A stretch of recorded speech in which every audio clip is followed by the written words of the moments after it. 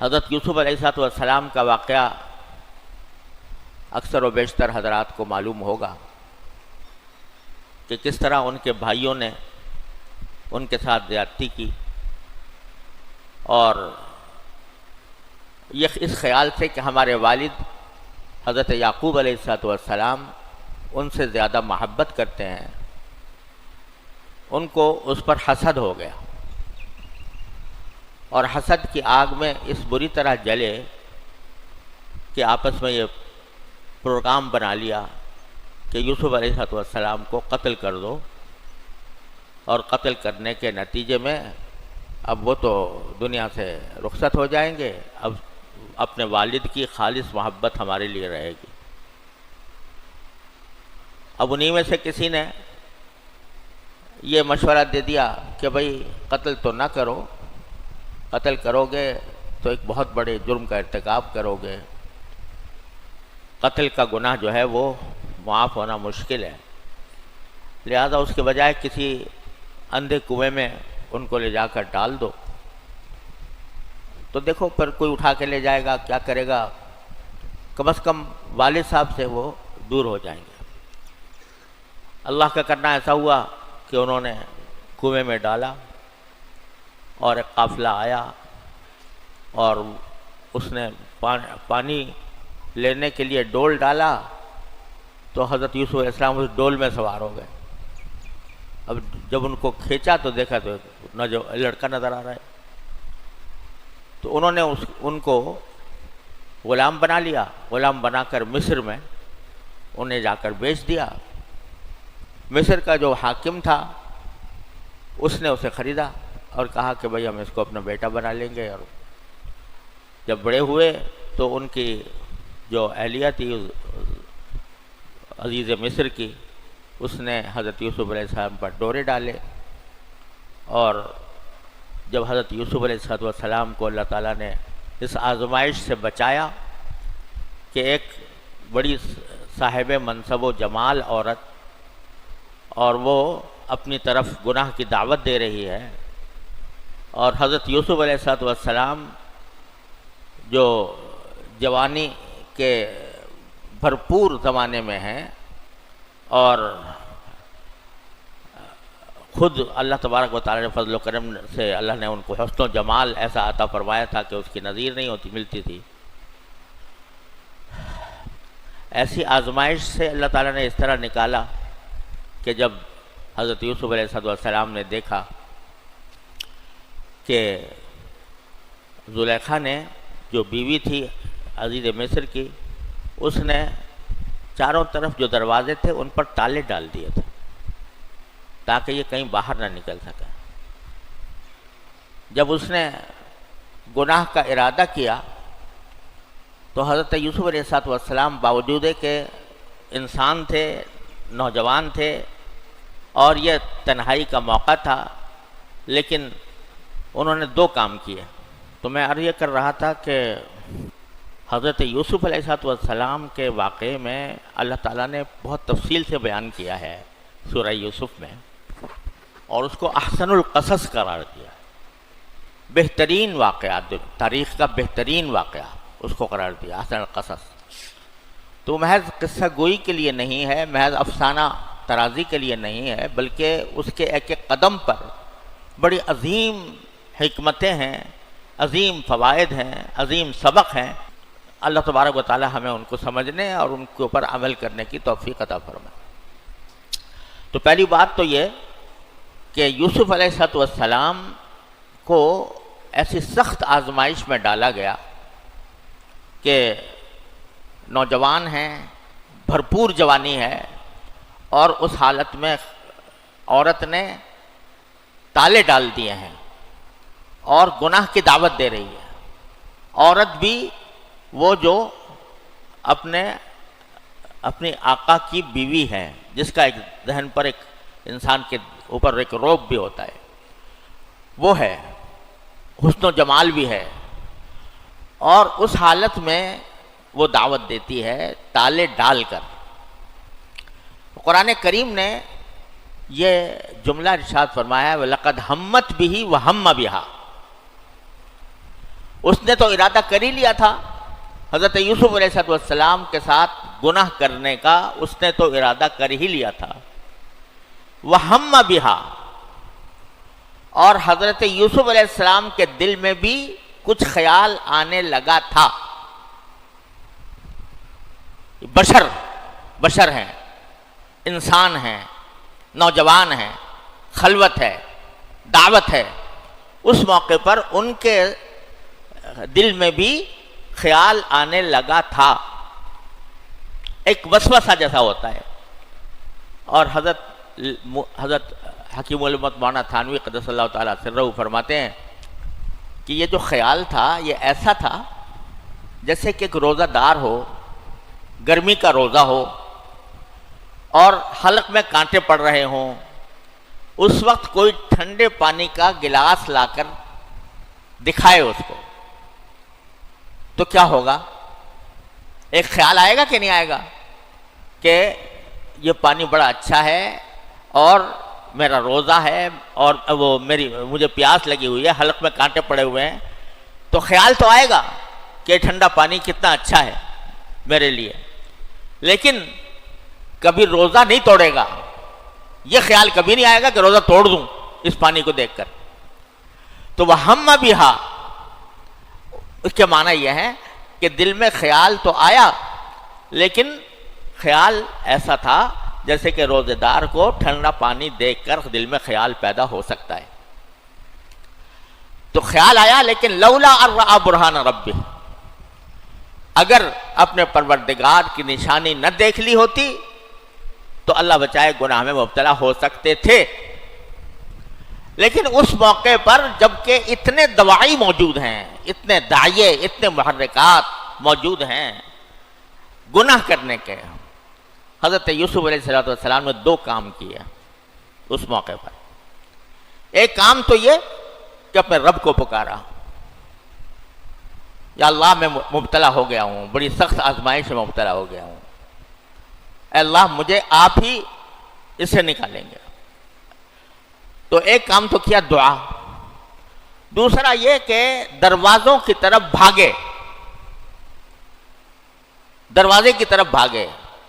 حالانکہ آنکھوں سے دیکھ چکے تھے کہ زلیخا نے دروازے کے اوپر تالے ڈال دیے ہیں اور وہاں سے نکلنا ممکن نہیں ہے، لیکن یہ سوچا کہ میرے بس میں اتنا کام، جتنا کام ہے وہ کر لوں، جتنا میرے بس میں کام ہے وہ کر لوں، اس کے بعد اللہ تعالیٰ کے حوالے۔ تو جہاں زلیخا ڈورے ڈال رہی تھی وہاں سے بھاگے دروازے تک۔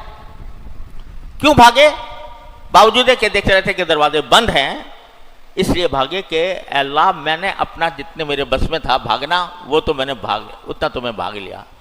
اب آگے اللہ آپ کا کام ہے مجھے نجات دینا۔ تو نتیجہ یہ ہوا کہ جب بھاگے تو اللہ تعالیٰ نے دروازے کھول دیے۔ تو سبق یہ دیا جا رہا ہے حضرت یوسف علیہ السلام کا واقعہ سنا کر کہ جب بھی تمہارے دل میں کسی گناہ کا داعیہ پیدا ہو، گناہ کے مواقع آ جائیں اور تم اپنے آپ کو مجبور سمجھنے لگو، تمہارے دل میں بھی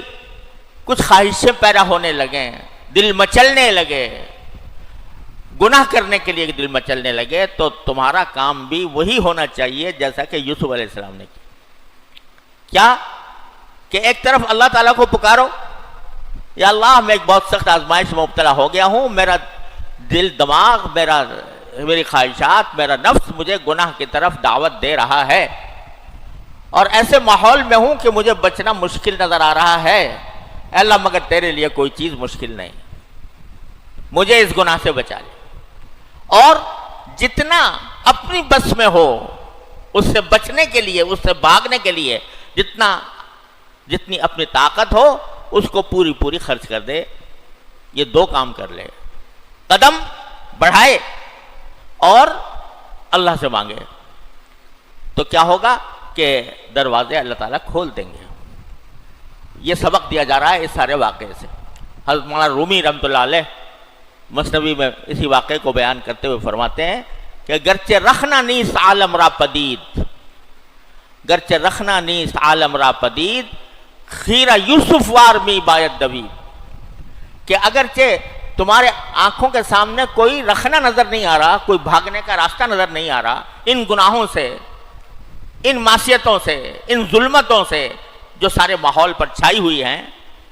تو اگرچہ تمہیں کوئی رخنا نظر نہیں آ رہا کہ کہاں سے میں نکلوں اس ظلمت کے ماحول سے، اس گناہ کے ماحول سے، معصیت کے ماحول سے، لیکن خیرہ یوسف وار می باید دوی، کم از کم اتنا کرو جیسے یوسف علیہ السلام نے کیا تھا کہ بھاگ پڑے ہو وہاں سے، بھاگ لو، نکل جاؤ. تو اتنا کرو گے، جب اپنے حصے کا کام کر لو گے تو اللہ تعالیٰ اپنے حصے کا کام کرے گا. تم اپنے حصے کا کام کر لو، اللہ تبارک و تعالیٰ اپنے حصے کا کام کرے گا. دیکھو آج کل یہ مشکل بہت پیش آتی ہے، جب مجلسیں ہوتی ہیں گھر میں، دوستوں میں، احباب میں مجلسیں ہو رہی ہیں، اس میں غیبت شروع ہو گئی، کسی کی غیبت شروع ہو گئی. اب آدمی بیٹھا ہے، چاہے وہ خود غیبت نہیں کر رہا لیکن غیبت سن رہا ہے دوسرے سے.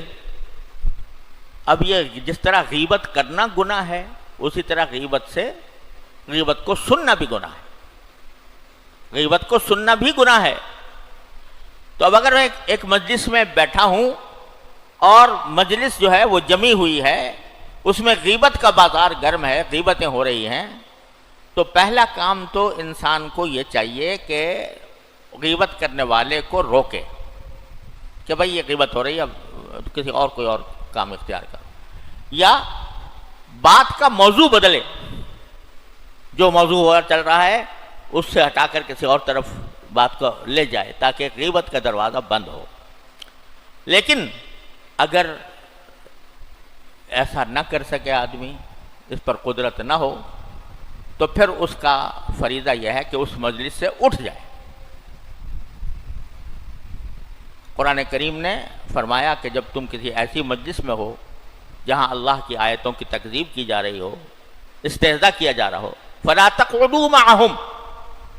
تو ان کے ساتھ مت بیٹھو، حتیٰ یخوضوا فی حدیث غیرہ، جب تک کہ وہ دوسرے بات میں مشغول نہ ہو جائے. اٹھ جاؤ وہاں سے. تو یہ وہی بات ہے کہ جب غیبت ہو رہی ہوتی ہے تو مجلس گرم ہوتی ہے، اور مجلس کے اندر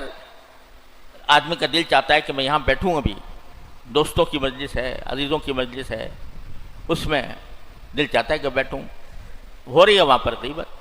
اور بدلنے کا راستہ نہیں. تو خیرہ یوسف وار می باید دوید، تو یوسف علیہ السلام کی طرح اپنا کام کر لو کہ وہاں سے ہٹ جاؤ، تاکہ تم اس غیبت کے گناہ میں شامل نہ ہو. اللہ بچائے، یہ غیبت ایسی مصیبت ہے کہ آج کل مشکل ہی سے کوئی مجلس اس سے خالی ہوگی، لیکن راستہ وہی ہے کہ اے اللہ میں پھنس گیا اس مجلس میں، مجھے اس سے بچا لے، اور اپنے حصے کا کام یہ کرے کہ اٹھ جائے وہاں سے، ادھر ادھر چلا جائے. تو یہ سبق، عظیم سبق حضرت یوسف علیہ السلام نے دیا. معمولی نہیں ہے یہ آزمائش جو حضرت یوسف علیہ السلام کو پیش آئی، بہت سنگین آزمائش تھی، لیکن اس میں جو طرز عمل اختیار کیا، اس نے ہمارے واسطے ایک دروازہ کھول دیا کہ جب بھی گناہ کا موقع آئے، یا گناہ کی خواہش ہو، یا گناہ کے لیے دل مچلے، تو یہ دو کام کرو: اللہ کو پکارو، اور وہاں سے جتنا اپنے حصے، جتنا بھاگ سکتے ہو اتنا بھاگ جاؤ، جتنا تمہارے بس میں ہے وہ تم کر لو. میں نے اپنے والد ماجد قدس اللہ تعالیٰ سرہ سے سنا کہ یہ جو سن 1857 میں جنگ آزادی ہوئی تھی، مسلمانوں نے انگریزوں کی غلامی سے نجات پانے کے لیے ایک جنگ ہوئی تھی، 1857 کی مشہور جنگ ہے. تو اس میں ایک عالم کا واقعہ حضرت والد صاحب رحمۃ اللہ علیہ سے سنا کہ ان کو چونکہ چاروں طرف قتل عام ہو رہا تھا، انگریزوں کی طرف سے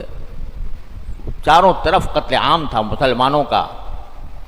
گھر سے باہر نکلنا ممکن نہیں تھا، گھر سے باہر نکلیں تو موت سامنے تھی. تو ایک وہ عالم جو تھے وہ اپنے گھر میں محصور تھے. یہاں تک کہ کھانا ختم ہو گیا، پانی ختم ہو گیا، فاقے گزرے، کئی دن تک فاقے گزرے، یہاں تک کہ ایک وقت ایسا آ گیا کہ پانی بھی ختم ہو گیا، اور پانی کے لیے کوئی اکیلے آدمی تھے اور باقی لوگ شہید ہو چکے تھے، تو اکیلے تھے، پانی کا باہر سے لانے کا کوئی راستہ نہیں تھا۔ اب اتنے کمزور ہو گئے، اتنے کمزور ہو گئے، لاغر ہو گئے کہ ایک طرف بالکل کمزوری سے ہڈی اور چمڑا رہ گیا تھا، اتنے کمزور ہو گئے تھے، دوسری طرف گھر میں پانی نہیں تھا، پیاس سے بالکل ایسا تھا جیسے اب جان نکل جائے گی۔ جب اس حالت میں پہنچے تو ایک پیالہ تھا ان کے پاس، خالی پیالہ، اس کو سرکا کر اپنے کمرے سے صحن تک لے کر آئے، اور صحن تک لانے کے بعد جہاں کھلا آسمان تھا وہاں جا کر دعا کی کہ یا اللہ میرے بس میں اتنا ہی تھا کہ میں پیالہ یہاں پر لا کر رکھ دوں، تو بارش دینا تو آپ کا کام ہے، اپنی رحمت سے ایسی بارش عطا فرما دیجئے کہ میرا پیالہ بھر جائے، میں پانی پی لوں۔ اللہ تبارک و تعالیٰ نے اس بندے کی یہ دعا اس طرح سنی کہ اچانک بادل آتے ہیں، بادل گھرتے ہیں، بارش ہوتی ہے، اور نہ صرف وہ پیالہ، اور بھی جو کچھ ان کے پاس برتن تھے وہ بھی پانی سے بھر گئے۔ کیوں؟ بندے نے اپنا جتنا کام کرنے کا تھا اپنا حصہ پورا کر لیا، اب باقی اللہ تعالیٰ سے مانگا کہ اللہ یہ میرے حصے کا اتنا کام میرا تھا، آگے آپ کر دیجئے۔ میں نے آپ کو شاید پہلے بھی واقعہ سنایا تھا مولانا مظفر حسین کاندھلوی صاحب رحمۃ اللہ علیہ کا، کہ ایک نواب صاحب تھے، ان کو جا کر تبلیغ کی کہ تم نماز پڑھا کرو، تو انہوں نے کہا جی نماز تو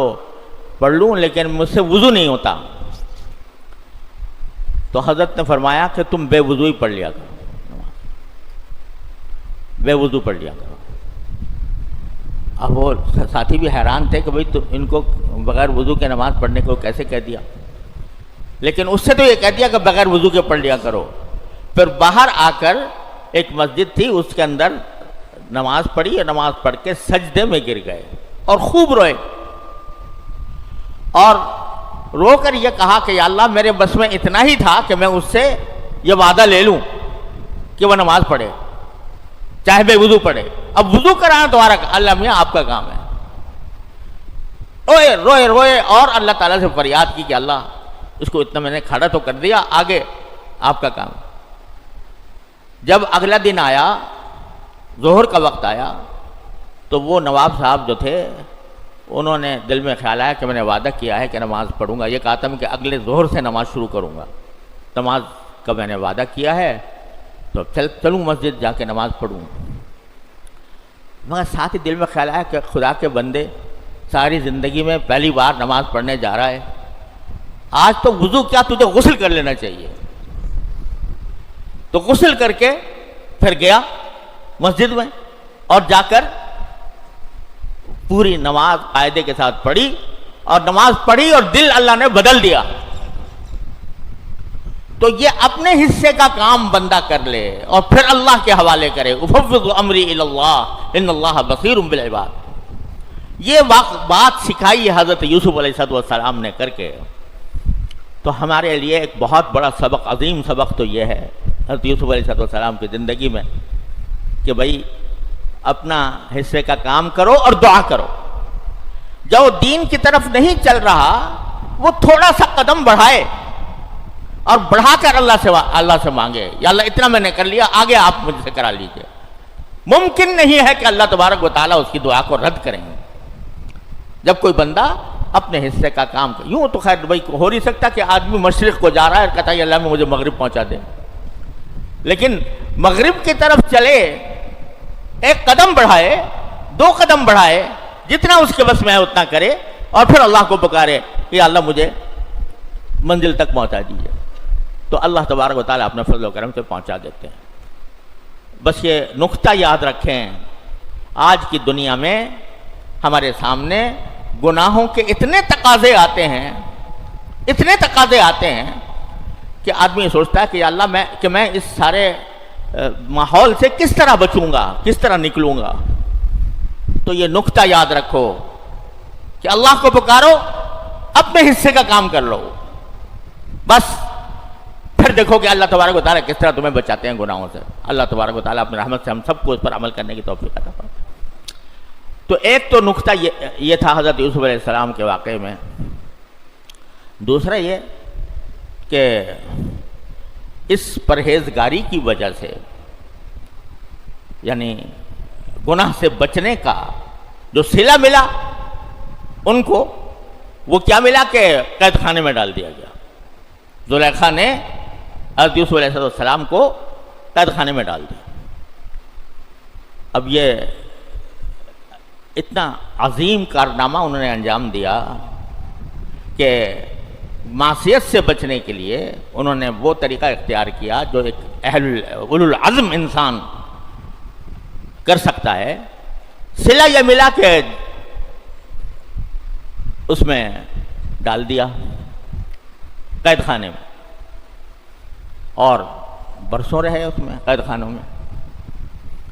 تو سبق یہ مل رہا ہے کہ بعض اوقات انسان کو نیکی اختیار کرنے کے نتیجے میں دنیا کے اندر کچھ مسائل پیش آتے ہیں، وہ بھی ایک آزمائش ہوتی ہے کہ آیا اس نے وہ آزمائش کو بھی برداشت کرے گا دنیا میں یا نہیں۔ زلیخا نے کہہ دیا تھا لَإِن لَّمْ يَفْعَلْ مَا أَمْرُهُ لَيُسْجَنَنَّ وَلَيَكُونَ مِنَ الصَّاغِرِينَ، اگر یہ میری بات نہیں مانیں گے تو ان کو قید کیا جائے گا اور دنیا میں ذلت ان کو اٹھانی پڑے گی۔ تو کیا کہا حضرت یوسف علیہ السلام کہ رب السجن احب الی مما یدعوننی الیہ، اے پروردگار جس گناہ کی طرف یہ عورتیں دعوت دے رہی ہیں اس کے مقابلے میں مجھے قید ہو جانا زیادہ پسند ہے۔ تو آزمائش آئی، قید والی آئی۔ قید میں جب قید تھے تو وہاں دو ساتھی قید کے تھے، انہوں نے آ کے خواب کی تعبیر پوچھی۔ اللہ تعالیٰ نے خواب کی تعبیر دینے کا خاص علم ان کو عطا فرمایا تھا۔ خواب کی تعبیر پوچھی تو قبل اس کے کہ خواب کی تعبیر بتاتے پہلے دعوت دی ان کو اسلام کی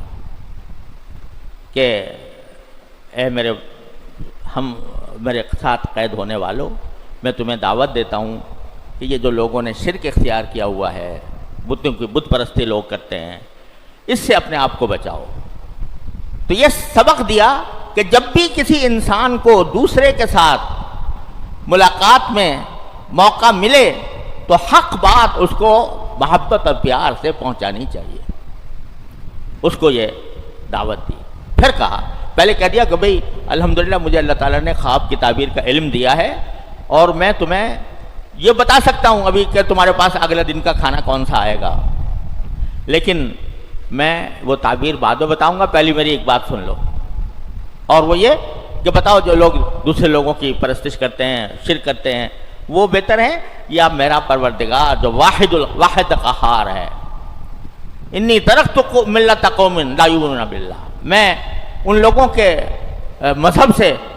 بیزار ہو چکا ہوں کہ جو اللہ کے اوپر تنہا ایمان نہیں لاتے بلکہ وہ شرک کا ارتکاب کرتے ہیں۔ دعوت دی پہلے، اس کے بعد ان کو خواب کی تعبیر بھی بتا دی۔ اس خواب کی تعبیر بتانے کا نتیجہ یہ ہوا کہ ایک شخص کے جس کو بعد میں رہائی مل گئی، وہ بادشاہ کے دربار میں بیٹھا ہوا تو بادشاہ نے کہا کہ میں نے خواب دیکھا ہے، کوئی ہے جو مجھے اس کی تعبیر بتائے؟ تو اس کے ذہن میں فوراً آیا کہ بھئی تعبیر تو وہ بہت اچھی دیتے ہیں۔ تو اس نے کہا کہ ایک قیدی ہیں، بہت دنوں سے قید میں پڑے ہوئے ہیں، وہ خواب کی تعبیر بہت اچھی بتاتے ہیں، تو ان کے پاس مجھے بھیج دو۔ بادشاہ نے بھیج دیا، انہوں نے تعبیر بتا دی حضرت یوسف علیہ السلام۔ اس نے خواب میں دیکھا تھا کہ 7 موٹی موٹی گائے ہیں، ان کو 7 پتلی پتلی گائیں کھا رہی ہیں، یہ خواب دیکھا تھا۔ اور جو ہے 2 خواب دیکھے، ایک یہ اور ایک یہ کہ وہ جو اس کے پودے ہوتے ہیں وہ کچھ تو سرسبز دیکھے تھے اور کچھ خشک دیکھے تھے پودے. تو انہوں نے تعبیر حضرت یوسف علیہ السلام نے یہ دی کہ تمہارے اوپر شروع میں خوشحالی آئے گی اور اس کے بعد پھر قحط پڑے گا، 7 سال قحط پڑے گا، اور اس کے بعد 7 سال کے بعد پھر دوبارہ خوشحالی آئے گی. یہ خواب کی تعبیر تھی جو حضرت یوسف علیہ السلام کو دینی تھی. لیکن تعبیر دینے سے پہلے حضرت یوسف علیہ السلام نے اس قحط سے بچنے کا طریقہ بتایا کہ ایسا کرو کہ 7 سال تم بہت محنت سے کاشتکاری کرو اور بہت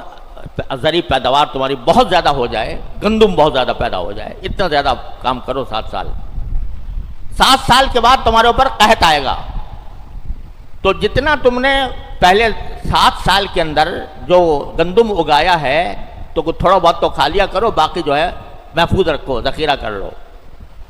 تو جب وہ 7 سال قحط والے آئیں گے تو جو تم نے ذخیرہ کیا تھا وہ اس وقت کام آئیں گے، اور اس کے بعد پھر 7 سال کے بعد پھر دوبارہ خوشحالی کا وقت آئے گا. تو تعبیر بعد میں بتائی، اس تعبیر کے نتیجے میں جو خرابی آنے والی تھی، جو پریشانی آنے والی تھی، اس کا حل پہلے بتا دیا. یہ حل ہے اس کا. یہ سبق دیا ہم جیسے لوگوں کو، جن سے لوگ مسائل پوچھتے ہیں کہ بھائی جب تم کسی چیز کو کہو کہ یہ حرام ہے یا ناجائز ہے یا گناہ ہے، تو اس سے بچنے کا اور اس سے بچ کر کوئی دوسرا طریقہ اختیار کرنے کا کہ بھی ان کو تدبیر سمجھاؤ کہ اگر تم بچنا چاہتے ہو تو یہ کرو. تو اس طرح بادشاہ کے سمجھ میں آ گیا. اس نے کہا بھائی اتنے تو بڑی زبردست مجھے تعبیر بتائی ہے، ان کو میرے پاس لے آؤ. بادشاہ کے پاس آ گئے. بادشاہ نے کہا کہ میں اب تمہارا اپنا مقرب بناؤں گا. تو انہوں نے کہا کہ پھر ٹھیک ہے، آپ مجھے ملک کے خزانے کا وزیر خزانہ آپ مجھے بنا دیں. جب اس نے طے کر لیا تھا کہ کچھ نہ کچھ بنانا ہے تو انہوں نے کہا مجھے یہ دے دیں، کیونکہ میں انشاءاللہ یہ کام اچھے طریقے سے انجام دوں گا. تو جب وہ قحط والے سال آئے تو انہوں نے راشن بندی کر دی کہ بھائی ہر ایک کو اتنا جو ہے گندم دیا جائے گا. اب اس گندم کو حاصل کرنے کے لیے ساری دنیا کے لوگ آنے لگے، سارے مملکت کے کہ وہ قحط کا زمانہ ہے، گندم مل جائے. تو ان کے وہ بھائی جنہوں نے کنویں میں پھینکا تھا وہ بھی راشن لینے کے لیے آ گئے ان کے پاس. اور حضرت یوسف علیہ السلام، ان کے تو حاشیے خیال میں یہ بات نہیں ہو سکتی تھی کہ یہ وزیر خزانہ بنے بیٹھے ہیں یا یہ بادشاہت ان کے قبضے میں ہے. تو وہ آ کے ان سے مانگا انہوں نے کہ بھائی ہمیں راشن دے دو. یوسف علیہ السلام پہچان گئے کہ میرے بھائی ہیں. تو جب وہ ان کو بھر کے دے دیا اور ساتھ میں جو قیمت انہوں نے دی تھی وہ قیمت بھی اٹھا کر انہی کے اس میں رکھ دی. جو قاتل تھے جنہوں نے کنویں میں پھینکا تھا ان کے ساتھ یہ معاملہ کیا کہ راشن دیتے وقت جو قیمت انہوں نے ادا کی تھی وہ بھی ان کے قافلے کے اندر چھپا کر رکھ دی کہ جا کے دیکھیں کہ پیسے واپس مل گئے. لیکن ساتھ ہی یہ کہہ دیا کہ تمہارا جو ایک بھائی ہے وہ حضرت یوسف علیہ السلام کا حقیقی بھائی تھا، اس کو آئندہ مرتبہ لے کر آنا ورنہ تمہیں راشن نہیں ملے گا. تو یہاں حضرت یوسف علیہ السلام کو اللہ تعالیٰ نے یہ منظر بھی دکھایا کہ جو میرے قاتل تھے وہ میرے پاس محتاج بن کر آئے اور آ کر انہوں نے راشن مانگا. بھائی کو بھی بلا لیا. اگلی مرتبہ بھائی بھی آ گیا، اس کو بھی چپکے سے بتا دیا کہ تم میرے بھائی ہو اور خاموش رہنا. جب روانہ ہونے لگے تو یوسف علیہ السلام نے ایک پیالہ جو ہے بنیامین کے، ان کا بھائی بنیامین تھے، ان کے اندر رکھوا دیا. اور جب وہ جانے لگے تو ان کو کہا کہ تم تو چور لوگ ہو. انہوں نے کہا بھائی کیا ہوا، کیا ہم نے کیا چوری کی کہ تم نے بادشاہ کا پیالہ جو ہے وہ گم کر دیا ہے، وہ تم نے چوری کر لیا. بھائی انہوں نے کہا اللہ کے بندو ہم تو سیدھے سادے آدمی ہیں، ہم نے کبھی چوری نہیں کی. تو حضرت یوسف علیہ السلام نے کہا کہ پھر کیا ہوگا؟ کہا کہ جس کے مال میں سے نکل آئے پیالہ آپ اس کو غلام بنا کے رکھ لیجئے اپنے پاس. اب جو سارا چیکنگ کری سارے سامان کی، تو بنیامین کے سامان میں پیالہ نکل آیا۔ اب ان کے پاس کوئی عذر نہیں تھا کہ ٹھیکو، اب وہ بنیامین کو حضرت یوسف نے اپنے پاس رکھ لیا اس پیالے کی وجہ سے۔ جانتے تھے کہ حضرت یعقوب علیہ السلام کو جب اطلاع ملے گی تو کیا ان کا حال ہوگا کہ ایک تو پہلے ہی چلا گیا تھا بھائی، ایک اب چلا جائے گا۔ لیکن حضرت یوسف علیہ السلام نے یہ تدبیر کی تاکہ ان بھائیوں کو تھوڑی سی عقل آئے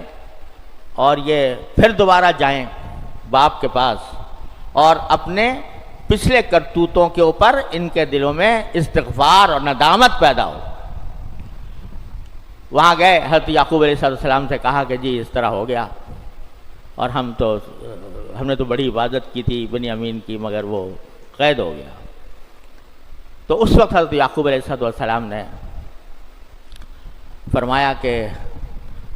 فصبر جمیل واللہ المستعان علی ما تصفون، صبر ہی بہتر راستہ ہے، اور اللہ تبارک و تعالی جو ہے اس سے مانگو اور جاؤ اور تلاش کرو، یوسف کو بھی تلاش کرو، بنیامین کو بھی تلاش کرو۔ تو یہ روتے پیٹتے کسی طرح پھر پہنچے مصر، اور حضرت یوسف علیہ السلام سے جا کر کہا کہ ہم تو بڑی مصیبت میں آ گئے ہیں، اور ہمارے والد بوڑھے ہیں۔ تو اس وقت حضرت یوسف علیہ السلام نے راز کھولا، کہا کہ آپ کو پتہ ہے کہ آپ نے اپنے بھائیوں کے ساتھ کیا سلوک کیا تھا؟ اس وقت انہوں نے آنکھیں پھٹ گئیں کہ کیا تم ہی یوسف ہو؟ اِنَّكَ لَأَنْتَ یوسف۔ تو یوسف علیہ السلام نے کہا ہاذا انا یوسف وہذا اخی، ہاں میں یوسف ہوں اور یہ میرا بھائی ہے، اور اب جاؤ، میں تمہیں کوئی ملامت نہیں کرتا، لا تثریب علیکم اليوم، آج میں تم پر کوئی ملامت نہیں کرتا، جاؤ اور جا کر میرے قمیص جو ہے، حضرت یعقوب علیہ السلام کی آنکھیں روتے روتے چلی گئی تھیں، نابینا ہو گئے تھے، کہا کہ یہ میرا قمیص لے جاؤ اور جا کے میرے والد کے منہ پر ڈال دو تو وہ ان کی آنکھیں واپس آ جائیں گی، اور پھر ان کو لے آؤ یہاں پر۔ تو جو ہی حضرت یوسف علیہ السلام کی قمیص وہاں سے روانہ ہوئی، ادھر یعقوب علیہ السلام فرما رہے ہیں وہاں کنعان میں کہ ارے بھائی مجھے تو یوسف کی خوشبو آ رہی ہے، یوسف کا ابھی قمیص یہاں سے چلا ہے مصر سے کنعان کی طرف، اور کنعان میں بیٹھے ہوئے یعقوب علیہ السلام کہہ رہے ہیں انی لاجد ریح یوسف لولا ان تفندون، لوگوں سے کہہ رہے ہیں کہ تم کہو گے کہ یہ بوڑھا سٹیا گیا ہے، لیکن کہو یا نہ کہو مجھے تو خوشبو آ رہی ہے، یوسف کی خوشبو آ رہی ہے۔ تو جا کر وہ قمیص لے جا کر پہنچی اور یعقوب علیہ السلام کے اوپر ڈالی گئی، حضرت یعقوب علیہ السلام کی آنکھیں واپس آ گئی، بینائی واپس آ گئی، اور پھر حکم ہوا کہ اب جاؤ مصر کے اندر واپس۔ حضرت یوسف علیہ السلام نے کہا پورے اپنے خاندان کو لے آؤ مصر۔ تو یہ سب کے سب وہاں پر پہنچے، تو حضرت یوسف علیہ السلام نے اس وقت یہ فرمایا کہ ادخلوا مصر انشاء اللہ آمنین، آؤ تم مصر کے اندر داخل ہو جاؤ، اور پھر اپنے والدین کو تخت پر بٹھایا، اور جب تخت پر بٹھایا تو والدین بھی اور یہ 9 بھائی بھی سارے کے سارے سجدے میں گر گئے حضرت یوسف علیہ السلام کے ساتھ۔ اس زمانے میں سجدہ تعظیمی جائز تھا، ایک سجدہ ہوتا ہے شرک والا کہ کسی کو اپنا خدا سمجھ کر سجدہ کیا جائے، وہ تو بالکل حرام ہے، شرک ہے، لیکن ایک سجدہ ہوتا ہے تعظیمی، کسی کی تعظیم کی خاطر سجدہ کرنا، یہ پچھلی امت میں حلال تھا، رسول کریم صلی اللہ علیہ وسلم کی امت میں ممنوع ہوا، تو وہ سارے کے سارے سجدے میں گر گئے۔ تو وہ شروع میں جو خواب دیکھا تھا حضرت یوسف علیہ السلام نے کہ کیا ہے 11 کوكبا والشمس والقمر رأيتهم لي ساجدين، کہ 11 ستارے اور شمس و قمر مجھے سجدہ کر رہے ہیں، تو وہ منظر سامنے آ گیا کہ شمس و قمر تو والد اور والدہ تھے، اور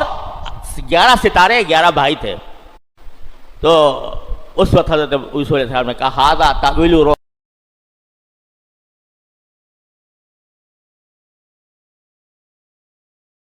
کو جی اس طرح مجھے میں ڈال دیا گیا، وہاں میں مصر کے عزیز کے پاس رہا کہ اس نے میرے ساتھ یہ زیادتی کی، اس کی عورت نے 3 سال قید میں رہا، قید میں کیا کیا مصیبتیں آئیں، اور پھر جا کر کہیں مجھے نجات دکھڑا سنا تھا۔ لیکن حضرت یوسف علیہ السلام کیا فرماتے ہیں کہ والد سے خطاب کرتے ہوئے ابا جان ھذا تأویل رؤیایا من قبل، میں نے جو یہ اس کی تعبیر ہے، قد جعلھا ربی حقا، میرے پروردگار نے اس کو سچا کر دیا، وقد احسن بی اذ اخرجنی من السجن، لیکن نکلنے کا ذکر احسن بی اذ اخرجنی من پر احسان کیا اللہ تعالیٰ نے کہ مجھے قید خانے سے نکال دیا، اذ اخرج من السجن وجاء بکم من البدو، اور احسان کیا اللہ تعالیٰ نے کہ آپ کو دیہات سے، کنعان کے دیہات سے اٹھا کر میرے پاس لے آیا اور مجھے آپ سے ملاقات کا موقع فرمایا۔ جدائی کا ذکر نہیں کہ کتنے سال جدا رہا، کتنے سال آپ نے تکلیف اٹھائی، کتنے سال میں نے تکلیف اٹھائی، اس کا ذکر نہیں، بلکہ جاء بکم من البدو۔ اور بھائیوں کے ساتھ جو معاملہ ہوا تھا تو کہہ دیا من بعد یا نزغ الشیطان بینی و بین اخوتی، کہ میں اور میرے بھائیوں کے درمیان شیطان نے رکھنا ڈالا تھا، اس کے بعد اللہ تبارک و تعالیٰ نے اس رکھنے کو دور کر دیا، مجھے یہاں پر پہنچا دیا، آپ کو یہاں تک پہنچا دیا اور مجھے قید خانے سے نجات عطا فرمایا۔ اللہ، اور پھر کہا کہ ان ربی لطیف لما یشاء، میرا پروردگار لطیف طریقے سے وہ کام کرتا ہے جو چاہتا ہے، لطیف طریقے سے لطف کے ساتھ وہ کرتا ہے جو چاہتا ہے، انہ العلیم الحکیم۔ یہ بات تو والد سے کہی، یعنی سارا دکھڑا سنانے کے بجائے اللہ تعالیٰ کے احسانات کا ذکر کر کے نے جو کام چاہتے ہیں وہ بڑے لطیف طریقے سے انجام دیتے ہیں،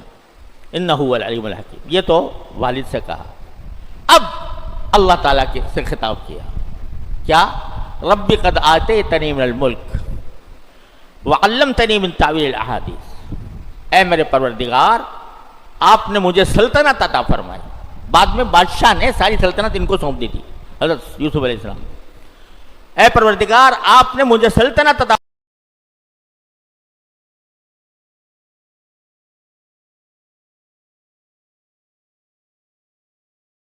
فرمائی،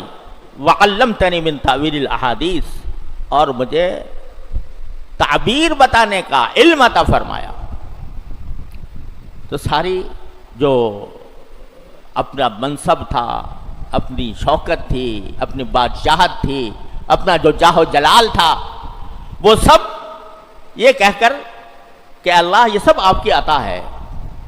میں کچھ نہیں ہوں، آپ کی عطا ہے، آپ نے مجھے سلطنت عطا فرمائی، آپ نے مجھے وہ علم بخشا تعویل احادیث کا، جس کے نتیجے میں اللہ تعالیٰ نے مجھے یہاں تک پہنچایا۔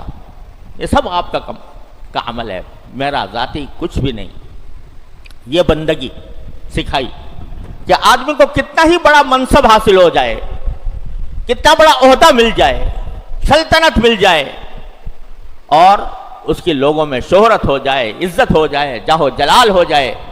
لیکن اس کو ہمیشہ یاد رکھنا چاہیے کہ صرف اللہ جل جلالہ کی عطا ہے۔ جو لوگ اس حقیقت کو فراموش کر دیتے ہیں، کسی منصب پر پہنچنے کے بعد وہ اپنے آپ کو فرعون سمجھنے لگتے ہیں اور لوگوں کے اوپر اپنی فرعونیت کا سکہ بھی جمانا چاہتے ہیں، یہ اللہ تعالیٰ نے دکھا دیا کہ دیکھو ہمارے پیغمبر بھی بادشاہ بنے ہیں، لیکن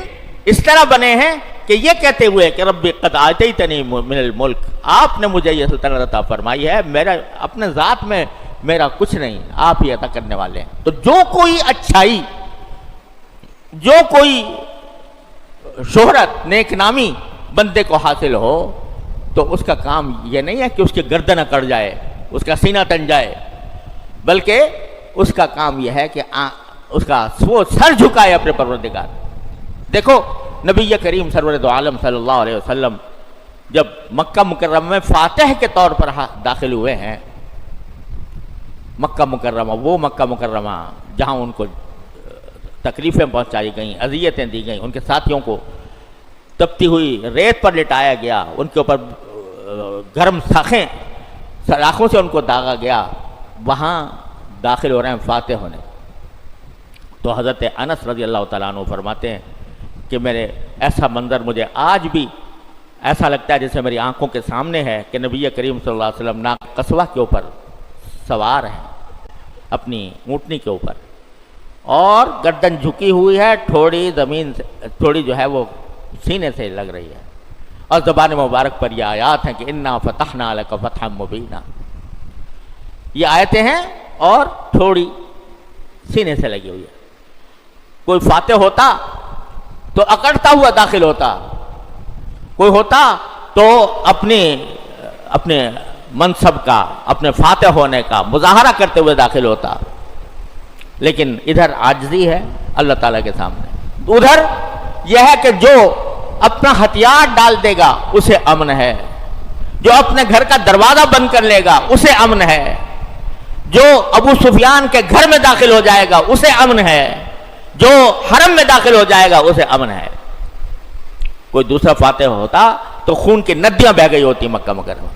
اور اللہ تعالیٰ نے نبی کریم صلی اللہ علیہ وسلم کے لیے فتح مکہ کے موقع پر مکہ کی حرمت کو اٹھا لیا تھا، اجازت دی تھی کہ اگر تمہیں ضرورت پڑے تو تم یہاں پر خون بہا سکتے ہو۔ کوئی اور فاتح ہوتا